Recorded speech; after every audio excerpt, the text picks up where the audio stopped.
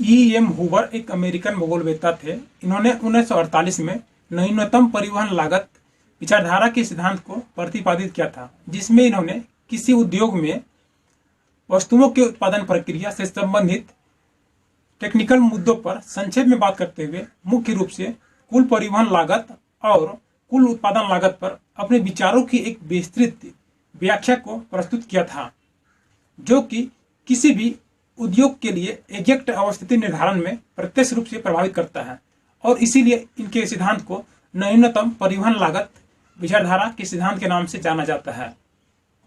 क्योंकि कोई भी उद्योगपति उद्योग वहीं पे लगाना चाहेगा जहां से उसे अधिक से अधिक लाभ प्राप्त हो, क्योंकि उद्योग लगाने पर एक उद्योगपति को अपने उद्योग से संबंधित कच्चे माल को किसी दूसरे स्थान से लाना पड़ता है और फिर वहां पर उद्योग में नया वस्तुओं को तैयार करके उसे बाजार तक पहुंचाना पड़ता है और इस प्रक्रिया में उद्योगपति को काफी एक मोटी रकम खर्चा करना पड़ता है, जिससे उसके लाभ पर सीधा सीधा प्रभाव पड़ता है।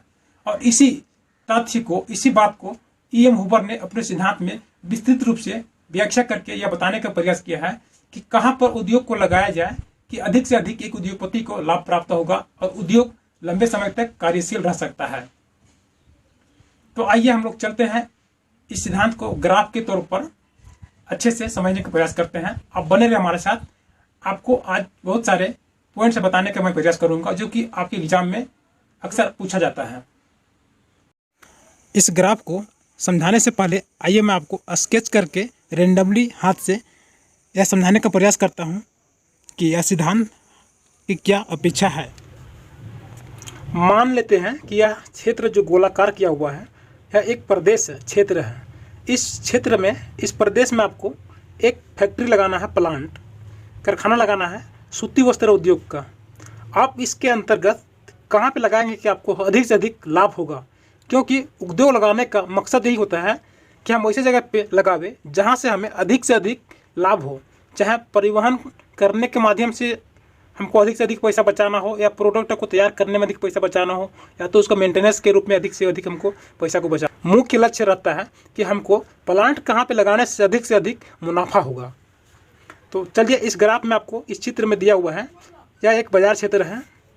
बाजार क्षेत्र कहने का मतलब यहाँ पे एक भारी जनसंख्या है, उपभोक्ता ये सब है।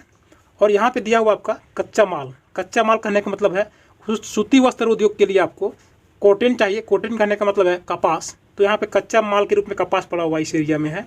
यहाँ पे आपका बाजार है। तो आपको बताना है कि फैक्ट्री कहाँ पे लगावे कि आपको अधिक से अधिक मुनाफा होगा।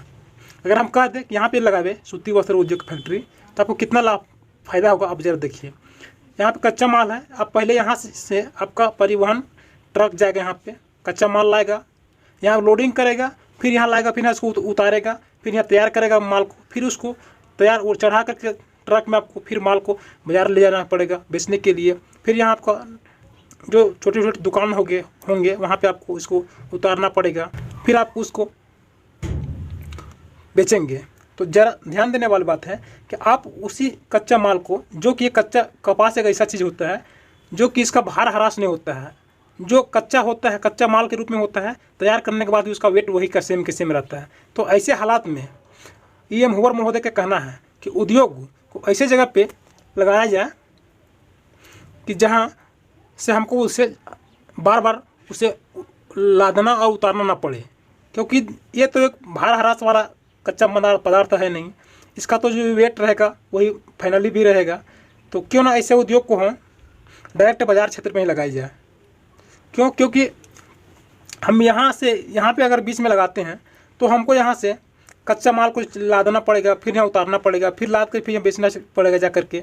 तो उससे अच्छा कहीं क्यों ना हो कि हम जो कच्चा माल है उसी को डायरेक्ट बाजार क्षेत्र में ही अपना उद्योग फैक्ट्री लगा करके डायरेक्ट यहाँ से ला देंगे, यहाँ उतारेंगे और यहाँ पे फैक्ट्री लगाएंगे, तैयार करेंगे और फिर बाजार में बेचेंगे।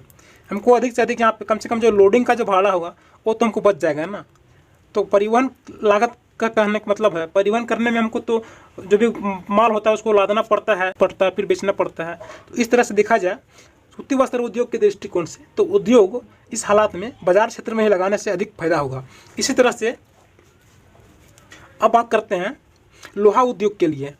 अब लोहा उद्योग इसमें कहाँ पे लगाया जाए कि अधिक से अधिक फायदा होगा। तो देखिए, लोहा उद्योग कहने का मतलब है कि एक ये भार ह्रास वाला फैक्ट्री होगा, क्योंकि इसका कच्चा पदा का माल जो होता है अयस्क होता है, उसमें बहुत सारे अशुद्धियाँ होता है, उसको निकाल करके अलग करना पड़ता है, उसके बाद फिर लोहा तैयार किया जाता है।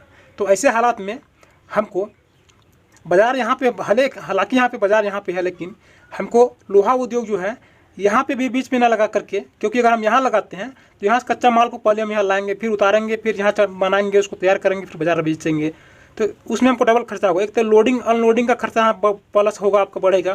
फिर दूसरा आपका जो कच्चा माल एक्स्ट्रा जो आपका रहेगा उसका भी भाड़ा आपको यहाँ से दे करके यहाँ लाना पड़ेगा। तो उससे अच्छा होगा कि क्यों ना हम उद्योग को यहीं पर लगावे डायरेक्ट, और कच्चा माल जो होता है उसको हम परिशुद्ध करके, परिसंस्करण करके उसको शुद्ध माल को सीधा सीधी तैयार करते हैं, डायरेक्ट यहाँ से उठा करके बाजार में जाकर सेल करेंगे। तो हमको यहाँ पे लोडिंग अनलोडिंग और एक्स्ट्रा जो कच्चा माल होगा उसको जो परिवहन करेंगे वो खर्चा हम सीधा सीधा यहाँ पे हमको लगाने से बच जाएगा।